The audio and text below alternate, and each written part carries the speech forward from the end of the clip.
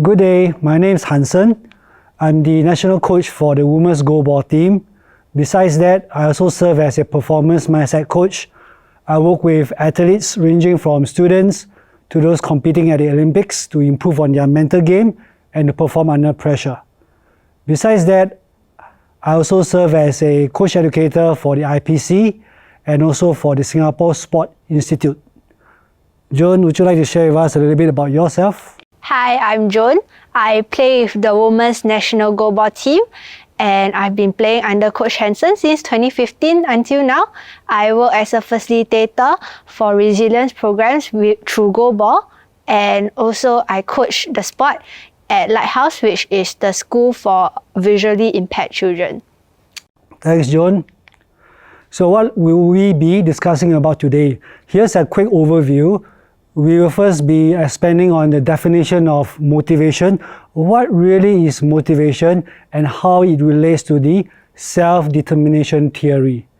Thereafter, Joan will share with you about how the self-determination theory relates to the para-athlete. Thereafter, of course, we want to think about how can we put this theory into practice. And we'll end off, in closing, by reiterating some important takeaways that we hope that you will take away from this particular sharing.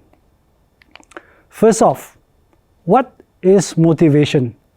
A lot of times when we talk about motivation, we think about the reason behind why somebody does something. I'm driven to do better for myself at work because I want to make more money. So we are talking about the why. The why, the reason is to make more money. But motivation isn't just about that. There's more to motivation. Motivation is actually a process where we initiate certain behaviors and we try to sustain these behaviors over a prolonged period of time. So these goal-oriented actions has to be sustained, especially when we meet with inevitable setbacks. And motivation also exists on a continuum. There are three types of motivation on this continuum. We have amotivation, extrinsic motivation, and intrinsic motivation. An example of amotivation in the context of goalball, or rather a goalball player would be like, I really suck at goalball. This player could be experiencing some challenges playing the game and maybe struggling to pick up the skills or to block the ball effectively. So he or she is on the verge of giving up altogether. And that's extrinsic motivation. I play goalball because I want to be recognized. Now this is a very common motivation for a lot of the para-athletes who are going into sports. Nothing wrong with that because social approval is part of the human condition. And last but not least, we have intrinsic motivation, where players just want to play because they want to be better at the game that they love. So as coaches, which form of motivation do we value the most in players? Your answer is probably right, it's intrinsic motivation. Now, why is it important to distinguish between intrinsic motivation and extrinsic motivation? Intrinsic motivation is important because it relates to the love for the sport, and it can increase the ability for the athlete to learn quickly and to perform well. What do I mean by performing well? This relates to the flow state, where the athlete not only is able to bring what she or he has done in practice into competition, but is able to even exceed what he or she has done in practice during competition. In other words, he or she is able to compete effectively under pressure. Now, it's important to note that extrinsic motivation can have negative effects on intrinsic motivation. For example, if a player is primarily motivated by money and praises, now what happens if there's no money? What happens if the praises stop? This player is likely to give up on the sport. Now, is it true that the player can only be either extrinsically motivated and intrinsically motivated? Now, they don't exist on separate continuums. In fact, or rather, they actually exist on separate continuums, meaning a player can both be intrinsically and extrinsically motivated. In other words, somebody can be high on both intrinsic and extrinsic motivation. As coaches, you'll probably be most interested to think about how can I improve intrinsic motivation. Now, according to the self-determination theory, there are 3 conditions to be met for intrinsic motivation to be activated. Number 1, competence, followed by autonomy and relatedness. Now, the self-determination theory suggests that all human beings are motivated towards growth and development by 3 innate and universal psychological needs: competence, autonomy, and relatedness. You can remember this easily by remembering CAR, C-A-R.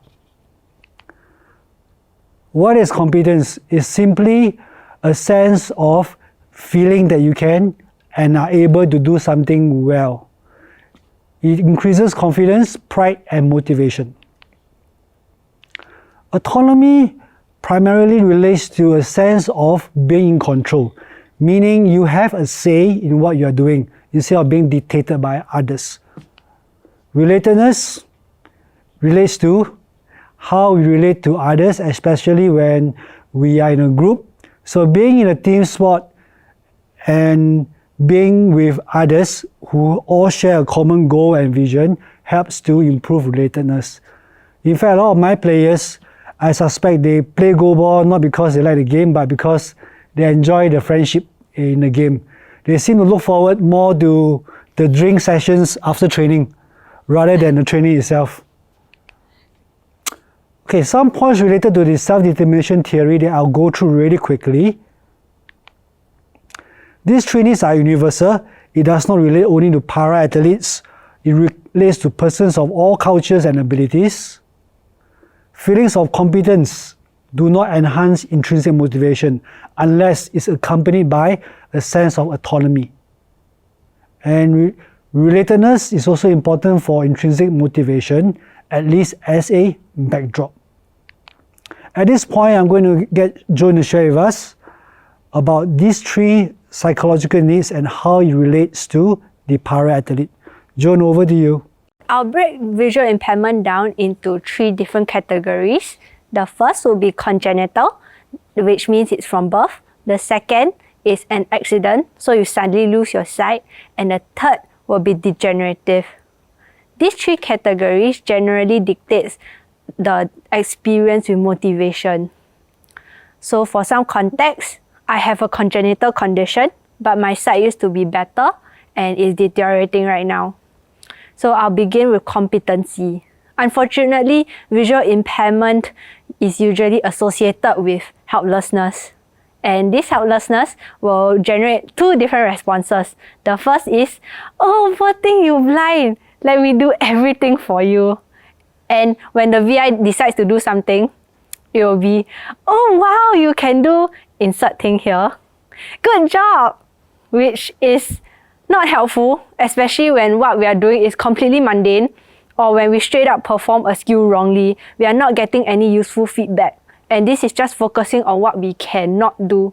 This is the external environment.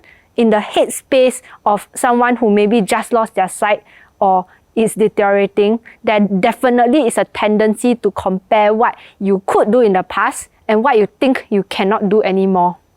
This creates an environment where it's learned helplessness or even fake confidence. And this is just not generative. So for me, my experience was slightly different because I was brought up in a maybe different environment. Both my parents are completely blind, so I had the benefit of vicarious observation. I saw how they adapted to doing things without their sight, and I followed suit. Some skills like maybe learning how to ride a bike was also a bit difficult for them to teach me, so I had to learn it on my own. But they gave me the space to kind of learn and make my own mistakes to figure things out. This kind of helped me to focus on what I could do and make use of it. In Goalball, the environment is specifically made for people with visual impairment. So even without your sight, you still can make use of what you have to play well and be competent at the sport.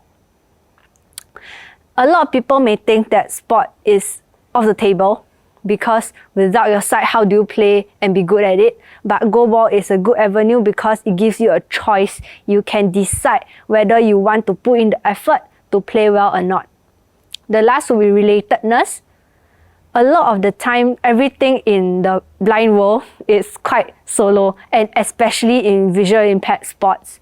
Most of it is either maybe one or maximum two people. Goalball is one of the only team sport in Singapore. This creates an environment where people with visual impairment may not tend to look out for other people or look out for yourself most of the time, and sometimes it is necessary, but in Goalball, after learning how to help each other get better and playing together, we managed to kind of work better as a team because it is difficult, especially since in the beginning our team was really diverse. We also have unified games where a sighted person and visually impaired people, we team up to play together, and it kind of fosters sportsmanship and bond, I guess I would say, between the general populace and people with visual impairment. Yeah, that's. Thank you, Joan. I'll be running along with what Joan has shared, and if you recall, she said that somebody who has acquired a certain disability, it could be visual impairment, it could be a physical disability also. For example, I can't walk anymore because I got into a car accident. Now, he or she will inevitably compare back to the past where he or she could do something and now he or she cannot do. And this may spiral down to even mood disorders and what we call catastrophic thinking, which is a form of unhelpful thinking style where you only think about the worst case scenario. Sport can actually be a really powerful vehicle to bring somebody out of catastrophic thinking and to help them to improve their self-concept, social awareness, and also social integration, which Joan mentioned about earlier about playing together in a team sport. And also, she also mentioned about unified sport where they begin to train together with able-bodied persons. It's also a great way to help them to focus on what they can do rather than what they cannot do. Now, this is really powerful, but it does not happen simply by getting them to take part in sport. It takes a coach to deliberately and intentionally design coaching practices and an environment that will help them to shift away from catastrophic thinking to improve self-confidence and improve self-esteem. So, we are coming to a close, and it's important for us to think about how we can apply this theory and integrate it into our coaching practices. Here are some suggestions. Here are some behaviors that support competence and autonomy. So instead of using mainly directives, mainly telling the athlete what to do, you must do this, you should do this, try this. Ask and listen. Ask them for their perspective, ask them what they think, how they feel instead. Instead of always mothering them or fathering them and providing solutions, invite the athletes to formulate their own solutions and show you what they can do. Instead of focusing only on the outcome and whether you win or lose, encourage and acknowledge the effort that leads to improvement, bite-sized improvements, and make use of formative assessments. Instead of standardized practice designs, you want to consider the abilities of the different athletes. For my case, there are athletes who are still able to see, some have low vision and some total blackness. So we want to adapt a practice that is inclusive. And instead of during competition only feeding stronger players, have a longer term perspective and encourage effort and learning by allowing playtime to be dictated both by effort and ability. In other words, it's just like able-bodied sports. You want to feel somebody because they commit to training regularly, rather than feeling somebody who could be a better player but does not come for training that often. And here's some language, things that you can say to support competence and autonomy. The role of a coach is really important, and what you say as you interact with the athlete day in, day out plays such a big role in their mental game as well as their confidence. Instead of saying things like, hey, you missed the target again, try, now what can you do to direct the ball to the left? A question will help them to think, and the brain that does the thinking does the learning, and that builds autonomy and competence as well. Instead of saying things like, you have let yourself down and we lost. Now we are talking and we are focusing only on the outcome. Try this. We lost, but we have learned something useful to help us get better. We are focusing on the process and how we can get incrementally better and better. Now this is quite a big one. Joan will agree with me. Persons with impairments or para-athletes always are told, good job, well done, even though they are making mistakes, they are not doing this correctly. Instead of saying that, be specific with your praise. Say things like, I see that you have learned to block at the correct timing. Well done. So I'm telling them exactly what they are doing correctly and praising them for that. Instead of saying, this is really dumb, why do you keep making the same mistakes? Of course, if they can help it, they wouldn't be making the same mistakes, right? So you want to say things like, now admire your persistence and what can you do differently to get better? So it becomes more solution focused and it helps them to feel more competent as well. Or, now I understand that this may seem overwhelming and daunting, so let's break this down into smaller tasks and attack these small tasks one by one. This is more generative. And this is also a form of praise. You are getting so much faster. Allow them to think about the process of getting better by saying something like, now do you remember when you first started, how you struggled? Now look at how much you have improved.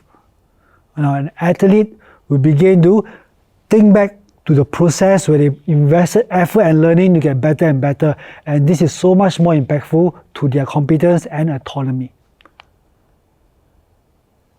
The third piece or the third condition related to the self-determination theory, relatedness, I'll go through this really quickly. In a nutshell, it's really about relationship. Get to know the person first, rather than just focusing on his or her athletic abilities. And also encourage them to do well not only in sport, but to spend time and effort to develop other aspects of their life. We do not want an athlete's self-esteem to be tied in just with sport. Because what happens if they don't do well in sport? They're going to feel really, really lousy. But if their self-esteem extends to other roles, for example, how they do at work, how they are as a friend, and this will help them to have more balance and not to feel too disappointed when they don't do well in sport. It helps them to pick up themselves up quickly and to be committed and to progress on as well. And whether they do well or not, show them respect. I think this relates not only to para sports but also to persons, or rather to able-bodied persons. Here are some other practices that support relatedness. You want to have a positive environment where players are seen and not ignored. Simple things like greeting them when they are here, when they arrive, and saying hello and goodbye to them when they are leaving. These are all the small little actions that we can do to support relatedness. And also try to involve the caregivers and parents when they are present. And as much as you can, provide a support network beyond sports. A lot of my players, they have some form of, for example, mood disorders, and we have a network of counselors as well as therapists to help them also. And in closing, last but not least, what we really hope coaches to take away from this sharing is a paradigm shift. What do I exactly mean by that? When coaches think about motivation, specifically, how do I motivate my athletes? We hope that you will perceive motivation as something you can direct rather than you can increase. If motivation is fuel to a tank, we are running at full tank all the time. If your athlete is not motivated to do what they have to do, that is because their motivation is directed somewhere else. A lot of times, this motivation could be directing them to do nothing. So you want to think about how you can direct their motivation rather than how you can increase their motivation. Secondly, which is a related point as well, instead of thinking about how you as a coach can rah-rah and motivate your athletes to step out of their comfort zone, think about how you can create the conditions related to competence, autonomy, and relatedness to motivate your athletes instead. Now with that, we've come to the end of the presentation. Both Joan and I think I speak for her, we are really glad to be able to do these sharing sessions, or rather this sharing with you, and we hope that you'll be able to integrate some of the suggestions that we have shared as well. After this session, there will be a Q&A where we have 5 questions for you to think about to help you to remember, to join the dots, and to hopefully to increase the chances of you integrating some of these practices related to the self-determination theory. Thank you very much.